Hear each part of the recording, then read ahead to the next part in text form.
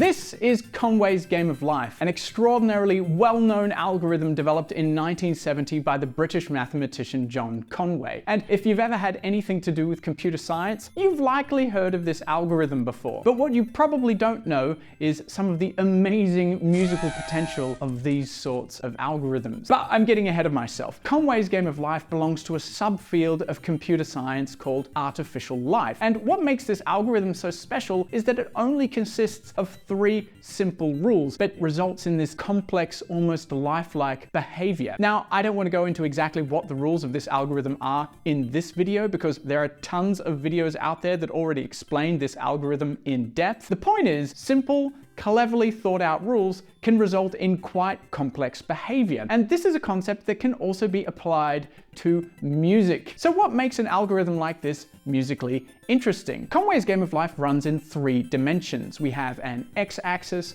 a y-axis, and of course, time.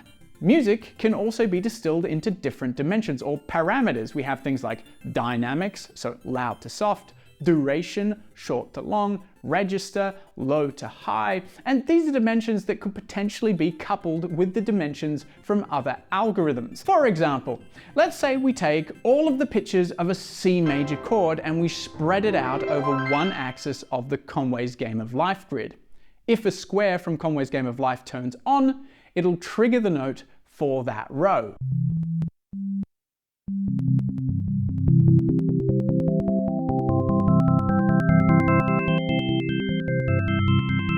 Okay, so this is a little bit boring, mainly because we only have a C major chord, but what we could do is change the chord every time step.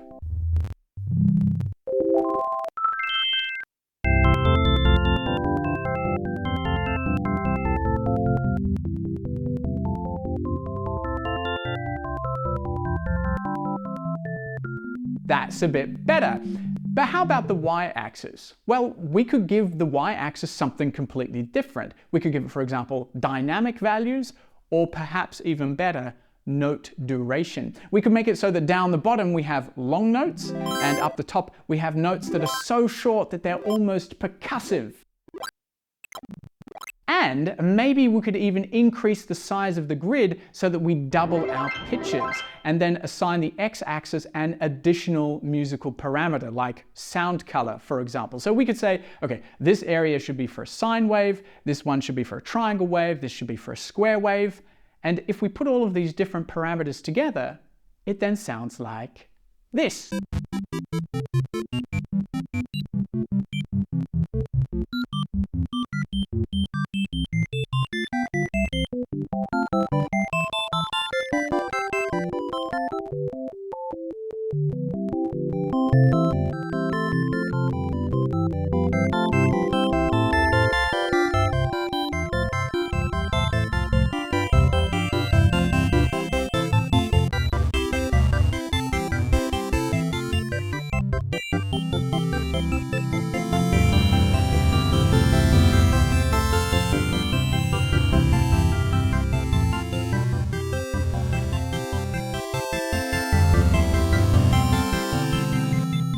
I could listen to this all day. So this is obviously a very simple example, so it's not very sophisticated music, but you have to admit it doesn't sound too bad considering there's just a handful of very simple rules.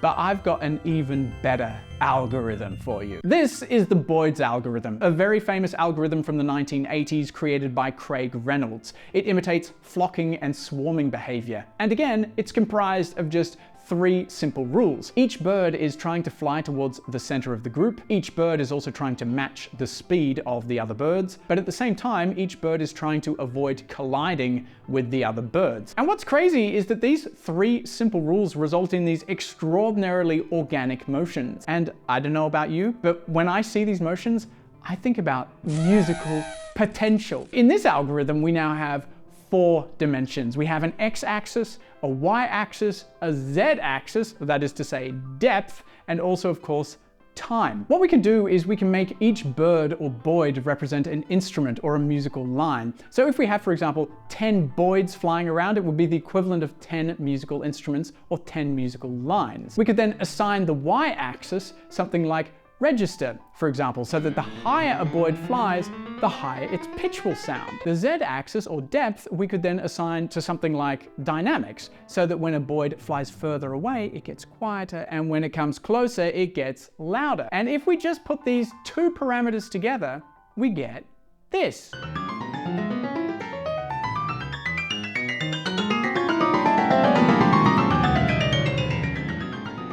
So it's a little bit crazy, but the movement is actually quite organic. But now we should probably take care of the harmony, and this is where things get really fun. Similar to what we did with Conway's Game of Life, instead of giving our program access to all chromatic pitches all at once, we could limit it to, for example, just the pitches of a C major chord.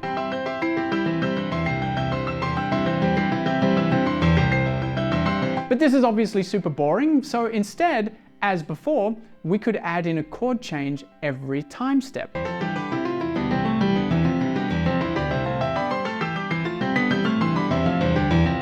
And there you go! You got music! But to make the results as organic and expressive as possible, it would be nice if the harmonic progression could also be fluid.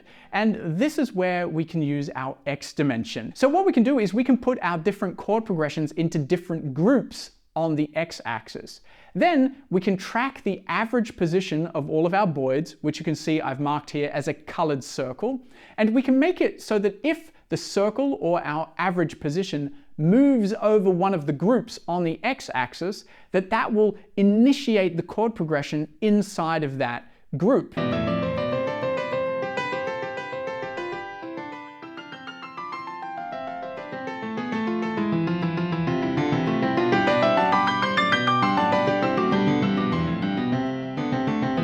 And there you have it. This is Boyds Composer, a program I created. I'll leave a link in the description. It's free to use, and I've tried to make it as flexible as possible. You can add as many chords to a chord progression as you want. You can also input the notes over a piano keyboard if you want, or even add in rests. I've made it so that you can move the chord groups around to different positions on the x-axis, and you can also add as many chord groups to the program as you want. And this allows you to create some pretty conservative sounding things.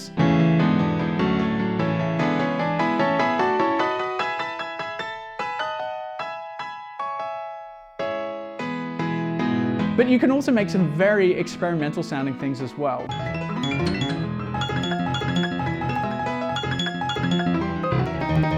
But the point is that this entire program is built on these really simple concepts. And any of the complexity that arises is simply the result of compounded simplicity, the culmination of simple concepts, simple rules stacked on top of one another. And I've set the program up so that you can download the results as a MIDI file, which means that you can import them into audio stations or even into notation programs. And I mean, look, you can even see the movement of the birds in the score. So feel free to have a play, check it out, let me know what you think, and I'll catch you in the next one.